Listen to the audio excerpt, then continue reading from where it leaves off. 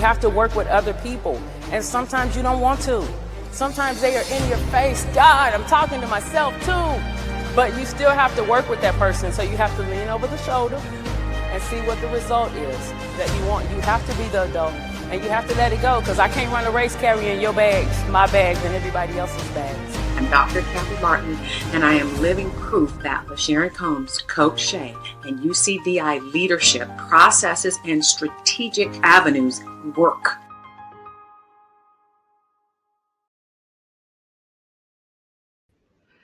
Hey y'all, how you doing? Just here with Be the Clay.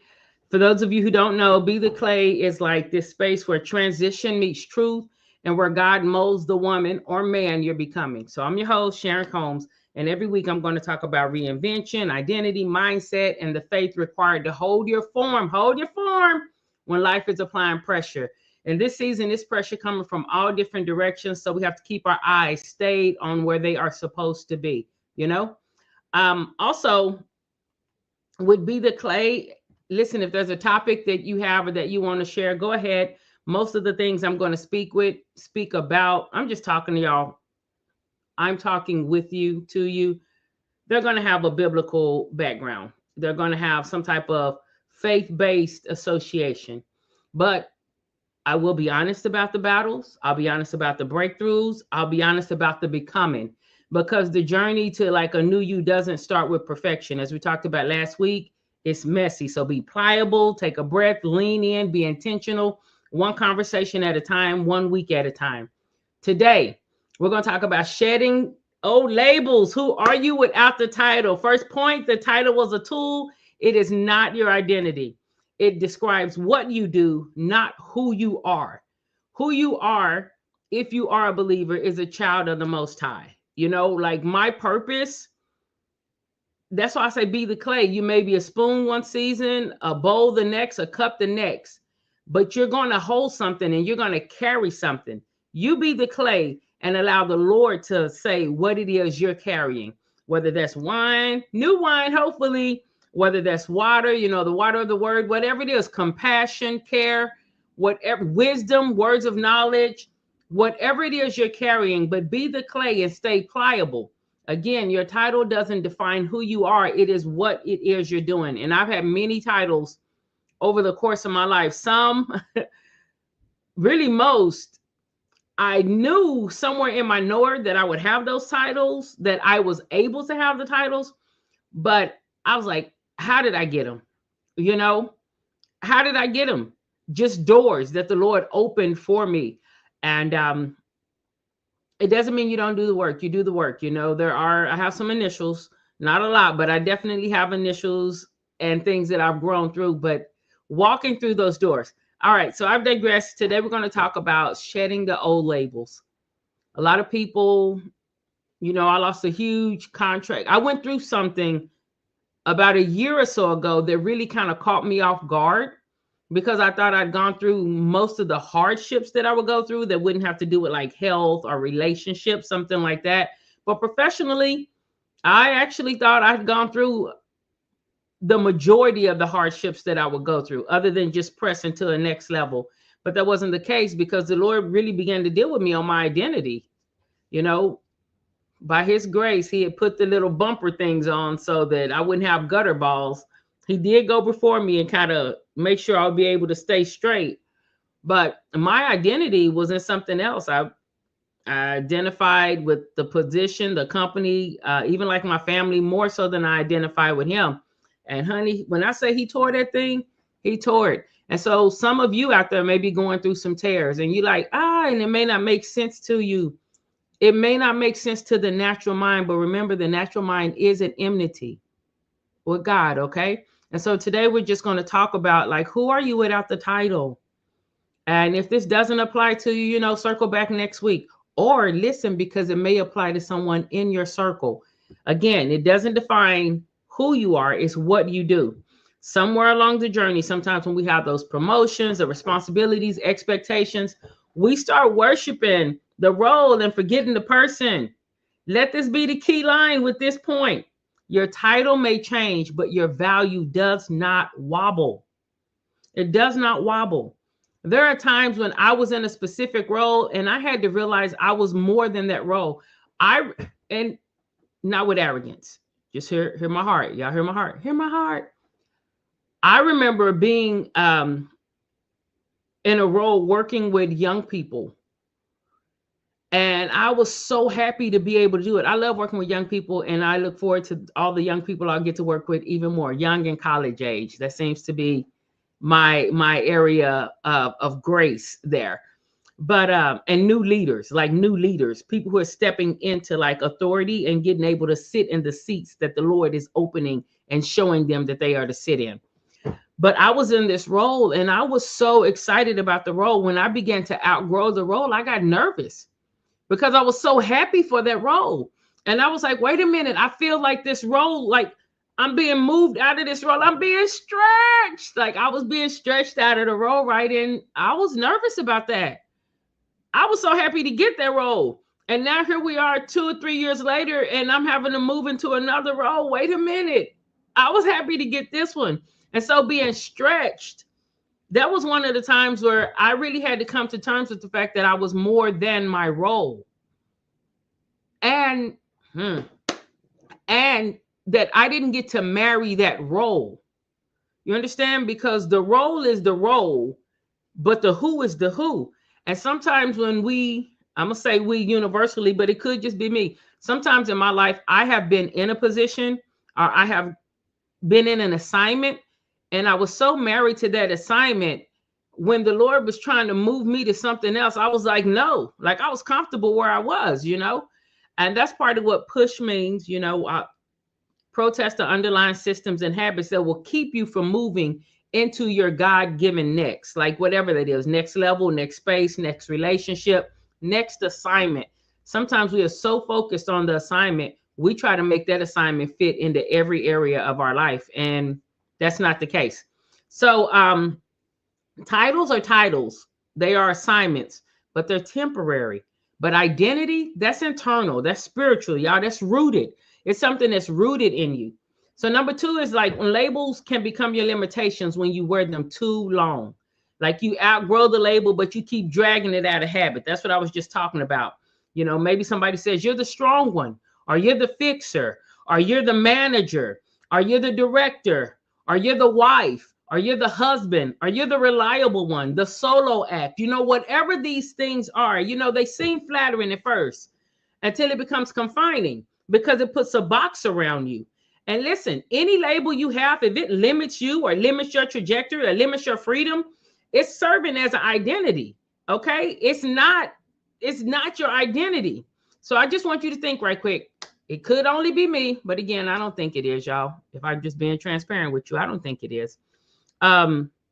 Think about a time when you had a label, it could be Christian. Oh, y'all don't want it. Y'all don't want that smoke. Y'all don't want that smoke. It could be Christian. And because you're Christian, you feel like you are supposed to take things that you're not to take. But there's a reason why he says he gives you hinds feet for high places and trains your hands for war and your fingers for battle. There's a reason why he pulls you out of things and he is giving you authority, not for you to be mean and beat people over the head with it. Pray for your enemies. But there is a space where you have to take authority and you have to speak on something. And just because you're a Christian doesn't mean you're a doormat. As a matter of fact, I really think Christians are a lot stronger than most people say we are, because we don't get to just yield to our ego all the time or, like get lick backs. And when I grew up, I wanted all my licks back, and then I got with Christ and it's like, you can't fight fire with fire. And I was like, well, I wanna. And it's like, no, you cannot fight fire with fire because it leaves a pile of ashes. And so over decades, that's the Hold Your Form book. If you guys haven't gotten it yet, please go get Hold Your Form. Definitely it's on my website, but it's also Amazon, Barnes and Nobles, anywhere books are sold, you can go get it. It really talks about emotional intelligence at its base. And it says that when you fight fire with fire, you have to be careful because they could just leave a pile of ashes. You're so focused on making sure the fire hits them that you're not aware that you're burning up what you worked for too. And what you don't want to do that. So if one of your labels is restricting you, whether it's restricting you because you are so married to the label or because others are trying to have it, please know that is serving as almost like a moratorium or a limit. And it can be self-imposed, and sometimes it can be relationally imposed if others are wanting to hold you inside of there. So if the Lord didn't tell you to fix it, don't fix it. You can pray for it, but don't fix it. Is there a label that you haven't agreed to or that you have agreed to? So let's just take a moment and think about that. If you're already thinking about one, maybe maybe you're in the PTA and they know that you, as a part of the PTA, you're going to oversee most of the events or the fundraising things, and you may be exhausted. As a matter of fact, somebody listening out there right now, you probably are part of a PTA or over sports things, and you really are exhausted. But because of the label someone is giving you, reliable, you don't realize reliable can ease up into taking advantage of you, or it can cause you not to be present in the areas you are to be present in that the Lord wants you to work on, or that you want you to work on. There's some things you want to do, but you're so busy being reliable in other things because of the label, because you've identified with it. We're not going to talk about it too much today, but sometimes it's just because you don't know how to say no. Listen, message. The ability to say no, not out of spite, not out of anger, not out of meanness, but the ability to say no to things that you don't have the capacity for or should not be prioritized. That is an amazing ability. And if you don't have it, I encourage you to practice it. Just practice it. Find somebody safe or not. Look, just find some moments to practice saying no. It's okay. Jesus ain't going to stop loving you. Nothing should separate you from the love of Christ, including you saying no to, bringing the fruit baskets to the practice or overseeing the bake sale for the PTA. When you don't have the space, you don't have the time, and making that a priority would deprioritize things that you're supposed to be prioritizing. The next part of shedding old labels, those titles right there, is I want you to know you're allowed to redefine yourself. You can always make a U-turn. Even if other people get confused because you're redefining yourself, you can. Reinvention requires courage. It requires courage because people always will relate to the old version of you. There's a lady I know. Her name is Dr. Kathy Martin. Dr. Kathy is all right with me. You hear me?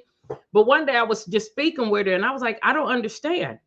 I don't understand why they thought I would do that. I hadn't done that like in years. And she told me, she said, you know what? People keep you where they meet you until something forces the change. And I was just like, boom. I love it when it can be so simple. I love the simple statements that really communicate a principle that opens your eyes. And that was it. That facilitated an aha moment for me. People keep you where they meet you. That's why sometimes when you're in certain positions, like when I was in Oklahoma and I was riding my little bike, I didn't have a car, no shade. Thank you, Lord, for delivering me and helping me grow and teaching me through those seasons and the seasons I'm in now. But I had a bike. My apartment had no furniture. I've told you guys about this, right? Yeah. Okay. So I won't go too deep. The point is there were people I met. And so our dynamic was like this. I was asking for wisdom. I was asking for help. Sometimes I didn't have food. So the dynamic was like this. And when the Lord began to bring me out of the land of not enough to the land of enough, and so sometimes I didn't need the help, which means sometimes I didn't need their counsel because God had already showed me something to do. And so now the dynamic was here. And then I began to go toward the land of more than enough, seasons. Everything ebbs and flows, guys. It ebbs and flows. That's transition. It ebbs and flows. When I began to hit the land of more than enough and I didn't need the help, like with food and things like that, like the relationships began to be different. And I would just say something and I wasn't like, I don't need y'all no more. I don't think I realized that the dynamic was this, which means like they were looking down on me, but I didn't know it. Some genuinely were helping. No looking down. Kudos, Tanya Rogers, Dr. McElwain, Dr. Lane, just people who just wanted to genuinely see me thrive in life. Now, but when things began to switch, I began to realize other relationships, not the ones I just named. Those are solid even to this day. I began to realize people were like, and I was like, hey man, I think this can happen. I think it's possible to make six figures. I think it's this. I think it's that. And, people are just kind of like, yeah, shut up. One of the people I thought was my friend actually told me one day, she's like, you always bragging. And so I began to get quiet because I didn't think of it as bragging. I was just so happy that I had discovered things were possible. And so I had to realize, wait, you always have the ability to like reinvent yourself. Like my friend who told me that, and I know she loves me, but she meant what she said. She thought I was bragging. That was like her. And so for a minute, I almost didn't continue to grow. I almost didn't continue to be the clay because I didn't want her to think ill of me. But the Lord is like, hey, you going to walk with me? Or you going to walk with her? Are you going to believe my report and do the things I'm telling you to do? Or are you going to just stay here because you don't want to offend her or step on her toes? And I was like, well, how do I navigate that?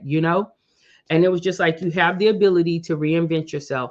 You have the ability to make a U-turn. When your assignment is complete, you have the ability to go to your next place.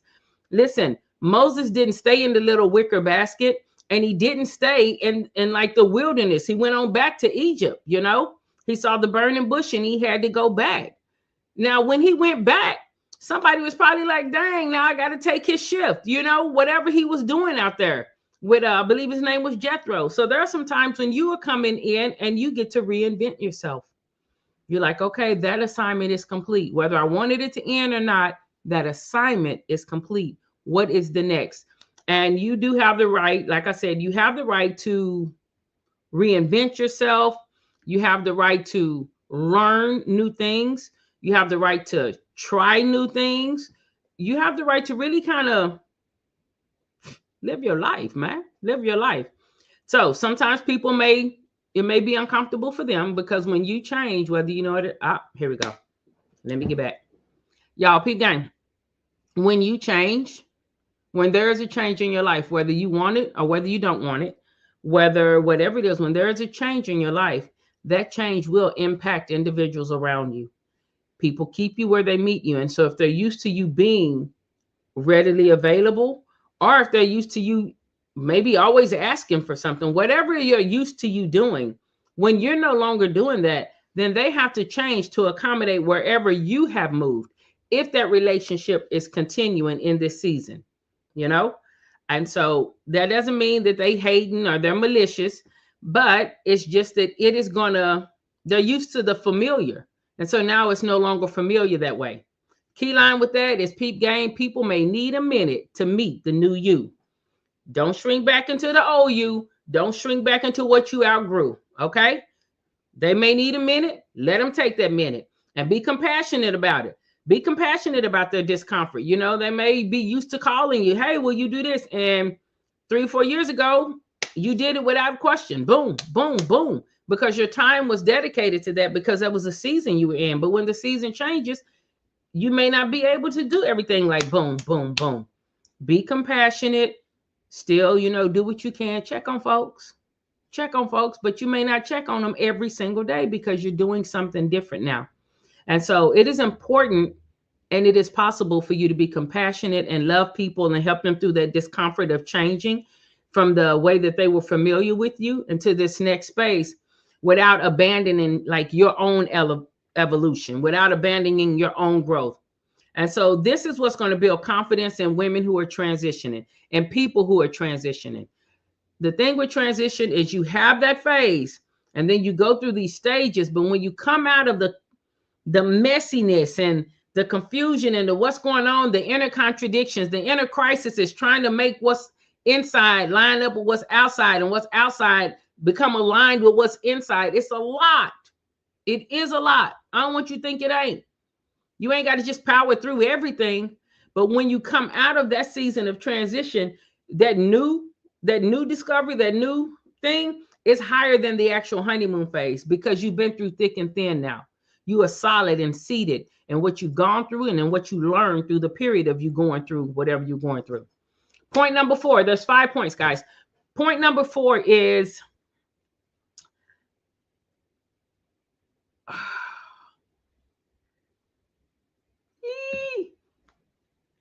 who you are without the title.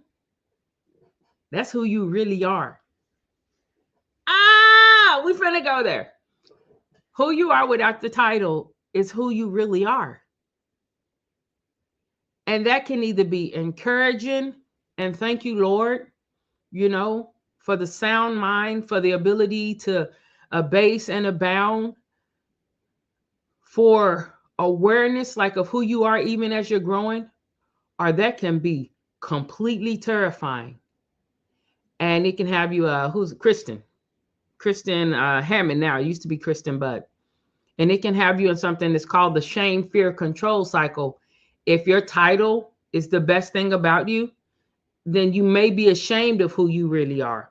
And so you're going to try to control all narratives because you're afraid somebody may see what you're ashamed of, because the title was the best part of you. It was like your validation. And listen, I bless titles. I bless positions. I bless roles. They're exciting. I'm excited when I learn new things and I get it. It's exciting. We will not take away from the fact that it is exciting. That being said, who you really are is who you are outside of the business card. The business card is what you do, what you've done. Something outside material, an external validation. But, your spouse doesn't get the business card. Your children don't get the business card. The Lord doesn't even get the business card. They get who you really are.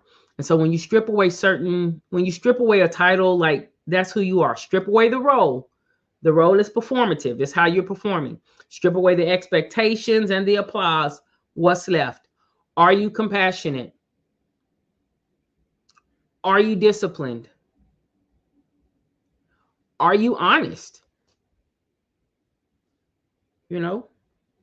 What are you? Who are you? Are you kind to people when people aren't looking? Come on. And when I say kind, I don't mean, oh, that's great, nice. I don't mean nice, because you can be nice to somebody and watch them walk off a cliff. Kind is you may have to grab them by the back of their collar and snatch them up so that they don't fall over the cliff. That's not nice, but it saved their life. I'm just saying.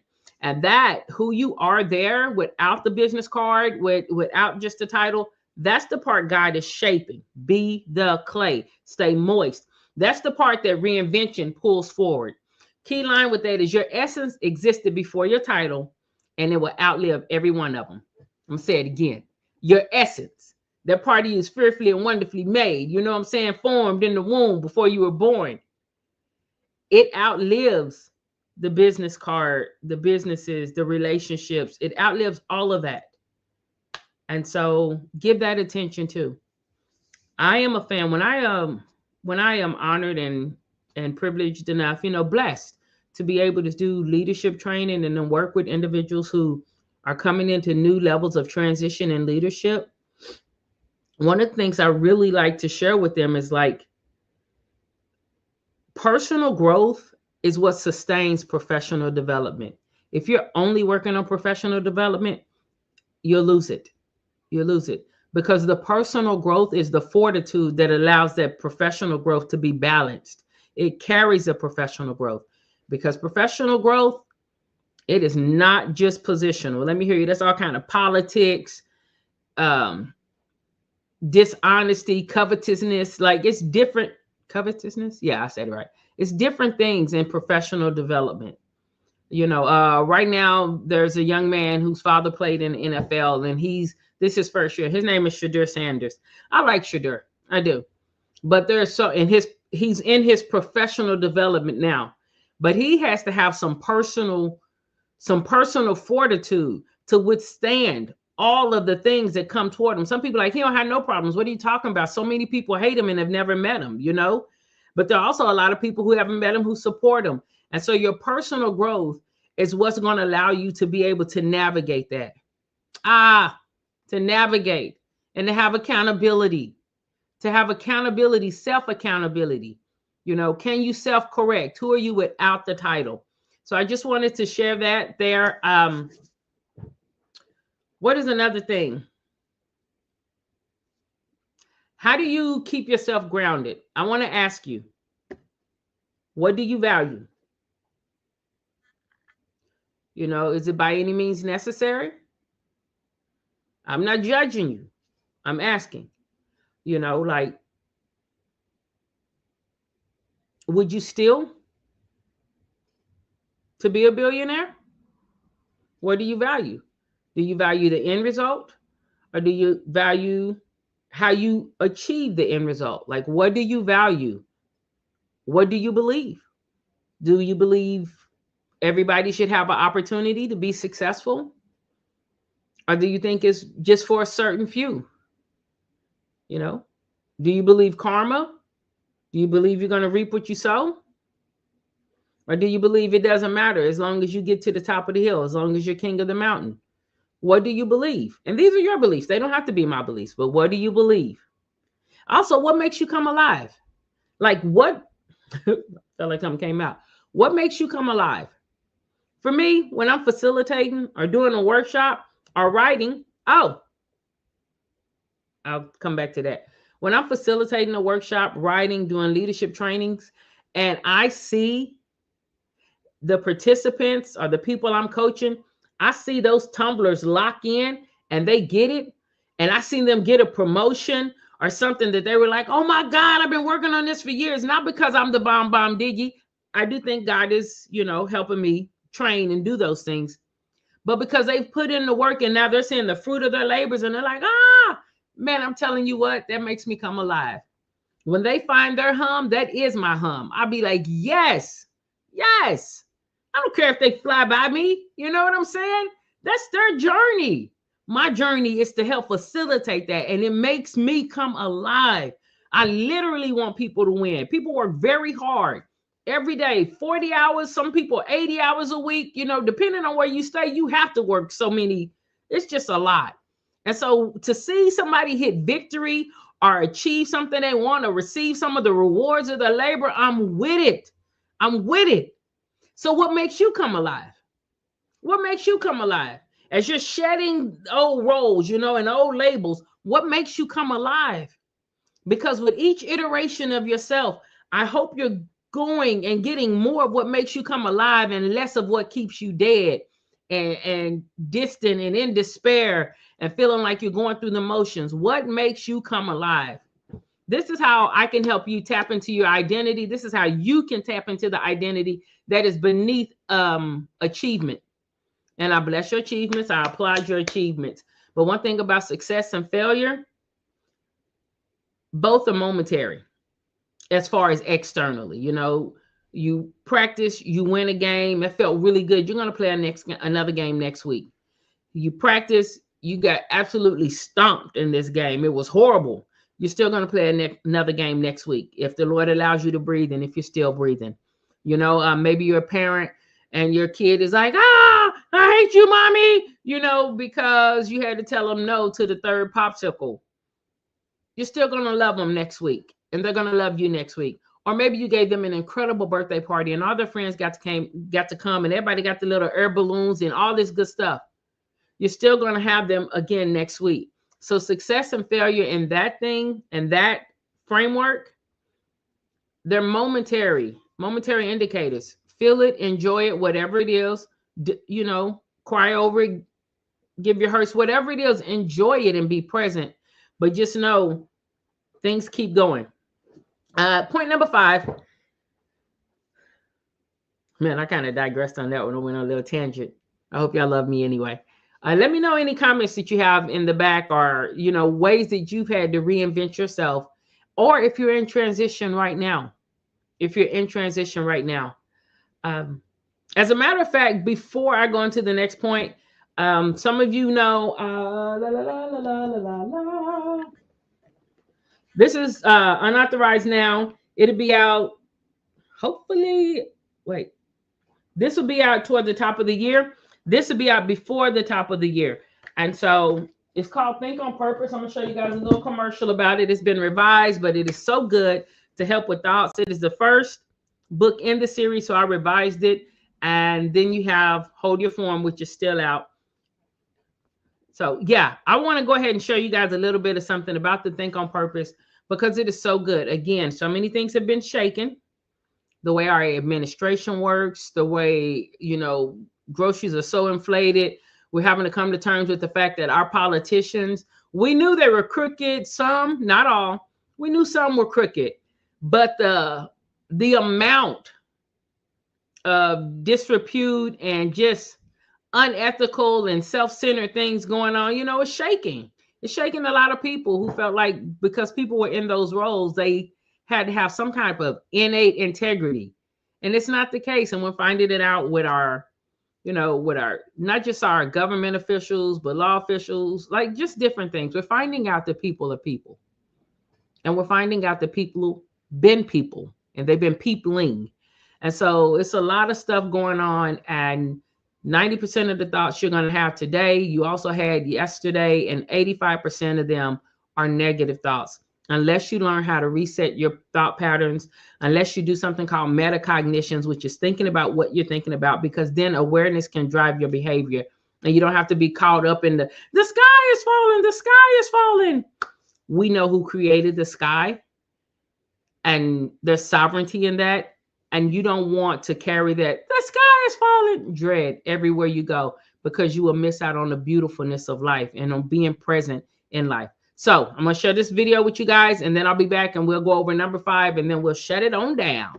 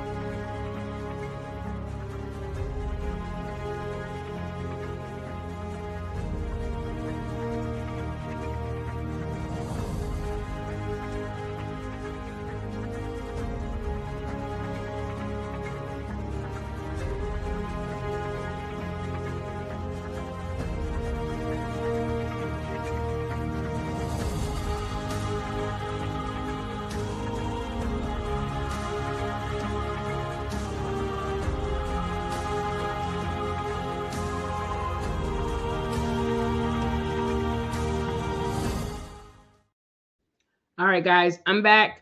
If you want to connect with me, like if you have any prayer requests or anything like that, please don't send them to me on Facebook or even Instagram, because I may or may not get those in a timely fashion. However, if you will go on LinkedIn and send me a direct message on LinkedIn, I am pretty much definitely on LinkedIn daily. And you can just send it to me in a private message. Your business is your business. I have no desire to put that out anywhere, but I do commit that I'll pray for you. Okay. So yeah. You see my name there, Sharon Combs. Just go there. That'd be great. I can be found different places, but LinkedIn is going to get my direct eye more than anything else. More than anything else. All right. So number 5, guys, is I want you to release the title. Even if other people are still calling you the title, as far as it goes with you, release the title. This is how you shed the old labels. Release the title and let it go. Let it go. Let it go. I'm clowning. But keep the grace, the wisdom, and the skill. Okay? Release the title. You can keep the skill set with it. You keep the knowledge that you've learned. You can keep the comfort level you've gotten in those rooms, be they relational rooms, be they executive rooms, be they religious rooms, prayer rooms, whatever it is. Release the title and keep the grace, keep the wisdom, and keep the skill. What does that look like, Sharon? It looks like you. It looks like you, the consistency of who you are, regardless of what room you're in.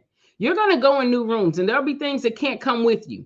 There'll be behaviors that can't come with you in these new rooms. There may be some relationships that can't come with you in the new rooms. But the things that are consistent, your character, your honesty, your discipline, your framework, your integrity, those things that are that internal fortitude, that internal thing, your humility, those are things that can go with you. Sometimes people fear losing titles, because they feel like if they lose the title, they'll lose the power that came with it. The truth is no. If the only, John Maxwell talks about positional authority, and that's where you only have authority because of your position. He talks about 5 different types of leadership, right? One of them is going to be permission. Like when people give you permission to lead them, permission to speak into their life, like in my reset programs and the Hold Your Form program, things like that. People give permission for me to feed and pour into their life. That is way better and way more effective than positional authority. Positional authority is something I don't know if y'all ever saw this movie called Hustle and Flow. Or maybe I'm dating myself, but there's a point where she's like, I'm in charge. I'm in charge. Listen, positional authority means that without the position, no one's following you. No one's speaking to you. No one's working with you. There's no invitations. They don't even want to fool with you. So you want to move past positional authority because that is the lowest level of authority. You want to have that permission authority. That's John Maxwell. He has the 5 levels. Check out those 5 levels of leadership because it lets you know how to move forward there. There's also a gentleman named Dr. Hatcher, and he talks about positional authority, which has to do with position. And then he talks about relational authority and how with relational authority, you can speak to anyone regardless of the permission because you have relational equity. There's some type of relationship that someone will listen to you based on relationship, not just proximity, not just position, but relationship. Somewhere they know that you want the best for them, you want the best for theirs. There's something about you that says this person has my best interest at heart. So the truth of the matter is, even if you lose the position, you don't lose the growth, you don't lose the authority, you don't lose the power. You keep the mastery, you keep the lessons, you keep the growth. You just release the shell. You release the shell. Listen, the key line is you're not starting over. You're starting from wisdom. You're not starting over. It's like when you have education, no one can take your education away from you, period. Once you know something, you know it. And that can be amazing. It can also be disheartening if you learn something that kind of hurt you, and you saw something you didn't want to see, especially in a relationship, or there was some innocence or naiveness to you, and you're like, oh, the world is like this, and then you find out it's not, So all knowledge is still knowledge. Act accordingly, move accordingly, pray. Again, I think one of the main things the enemy, and not just enemy, but even cynical people who are just like, ugh, everything's horrible. I think sometimes when you don't feel like everything is horrible, it bothers them. It bothers them. It bothers them to see your light because their light is gone. They don't have that light. And something in them is like either how dare you, or they want to put it out because you having light exposes that they don't. I've seen where people can have so much more than you materially, but they still hate the fact that you may have light or you may have influence. And how dare you have it when you don't have all the things that they have materially. And so I really believe that's part of the enemy's framework, to wear out the saints and to get you to not have faith and not have hope and not have love. Faith, hope, and love, these 3 remain. But I want to encourage you to be the clay, navigate this thing, shed off those old labels, and you can reinvent, move, reimagine, I bless your imaginations, godly imaginations, and move into this new season, into your next. This will empower you to see, when you do that, you see transitions not as loss. You may grieve a period, but you also recognize the leverage, and it's a launching pad because you still have that knowledge. Bottom line is, whatever label tries to shrink you, release it. Whoever tried to speak it, reject those words. Whatever title is trying to contain you, outgrow it. You were somebody before the title, and you're somebody after the title. You're somebody with the title, but the title didn't make you that. I pray that this helps you have clarity, confidence, courage as you're moving in. Let's see, clarity, confidence, courage as you're moving. I pray this helps you to move consistently, to do what you need to do consistently. And get in, man, y'all pray. All of us. Pray. Pray. Ask the Lord to show you your rhythm, to show you your flow. You know, he may want you to work 70 hours a week for a season. He may not. You know, your times are in his hand. And he is well able to hold your times. But if you don't spend time with him, then your clay may not be moist. Your clay may not be moist, and it may not be pliable. And I don't want you. I've had it where the clay is moist, and I've had it where my clay is hard and brittle. And I'm telling you, moist is better. Moist is better. There is grace on moist. You don't want to have to wrestle through everything, okay? And so I don't want you to have to, your clay to have to break into 1,000 pieces, you know, and be swept up off the floor to get put back on the potter's wheel.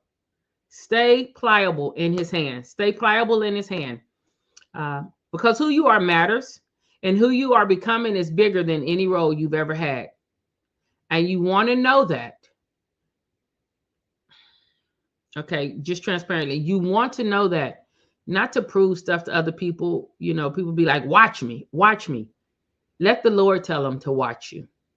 Because if you're striving for them to watch you, then they are your audience. And I want to encourage you, as part of being the clay, you do something for an audience of one, and he gives you the audiences that you need to have, or that he wants you to have. That's my encouragement to y'all today. This has been Be the Clay. We had 40 minutes. And so you guys see, if there's something, if you want to support, please do that. The little QR code in the corner there is just to give from your heart. If something said here that resonated with you and you want to sow, please do. Just give for your heart. Just scan that and give, however you want to do it. If you are interested in the pre-release of the book, just know that it'll be coming out, and maybe within the next couple of weeks, I'll put a link out so people can grab some things for Christmas. But definitely, I'm not selling anything in between like the 25th and the 2nd. So about the second week of December, it will open up, and pre-release sales will be going out with pre-release pricing. And yeah, why not bless somebody with it for Christmas? Y'all, thinking on purpose is an amazing concept. God is good, and he shows us how to do stuff. It doesn't mean your life will always be, your life was never designed to be adversity free. Adversity can be a good coach, but also your life was not designed to be only adversity. All right. Y'all be safe. God bless. Thank you for joining me on Be the Clay, and I will speak with you all soon. My name is Sharon Combs, and appreciate it.